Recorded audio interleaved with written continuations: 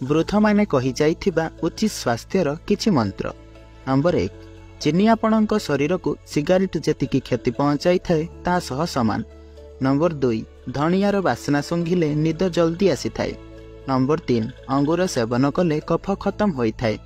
Number 4, बिछଣା पाखरे लुण पानी भरी करी रखिदेले पूरा राति मशा भ्रमण करी न थाए।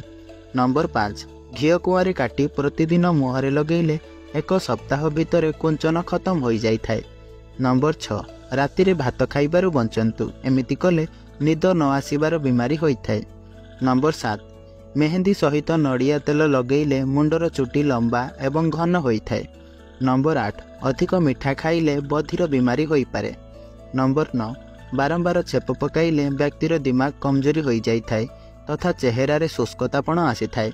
नंबर 10, खाद्य खाइबा पूर्व टिके लुण चाखी देले मुहरु दाना बाहर को आसी न थाए। नंबर 11, चुटी रे मूला रस लगेले चुटी केबे भी धला होई न थाए। नंबर 12, जदि परिस्रा रही रही आसुथाए ताहले आपण डाक्तरंक सहित परामर्श करंतु। नंबर 13, नखरे सरिष तेल लगेले आंठु गंठी मजबूत होई थाए एवं बुढ़ापा जल्दी आसी न थाए। नंबर 14, चा पी सारिबा परे जो पति बंची थाए ताकू घरर गोटे कोणरे जाली दियंतु, आपणक घरे मशा कि माछी आउ भ्रमण करिवे नाही। नंबर 15, बासी मुहरे किसमिस खाइले केबे भी बीमारी आसी न थाए। नंबर 16, औषध खाई सारिबा परे तुरंत केबे भी गड़पड़ हेबा कथा नुहे। नंबर 17, प्रतिदिन सुखिला खजुरी खाइले दांतरे कीट लागी न थाए। नंबर 18, रातिरे सोइबा पूर्व मुंड कुंडई नेले चुटी झड़िबा समस्या होई न थाए।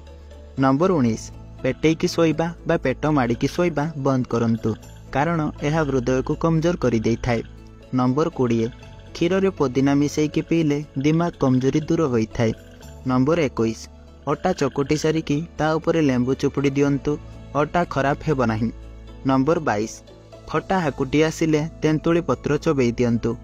नंबर 23, हलुथिबा दांतरे अदार पेस्ट लगेले दांत पुणी मजबूत होई जाई थाए। नंबर 24, जदि आपण जबान देखाजिबा भली चाहुछंती तो मुह धोइबा समय काकुड़ी रस लगांतु। नंबर 25, जो व्यक्ति चुटी धला हो जाउछि सेमाने डालिंबर जूस चुटी मूलरे लगांतु, चुटी कला हेबा आरंभ होइजिबो। एमिति नुआ नुआ वीडियो देखिबा पई आम फेसबुक पेज को फॉलो करंतु एवं लाइक कमेंट शेयर भी करंतु। वीडियोटी को संपूर्ण देखिथिबारु बहुत बहुत धन्यवाद। जय जगन्नाथ।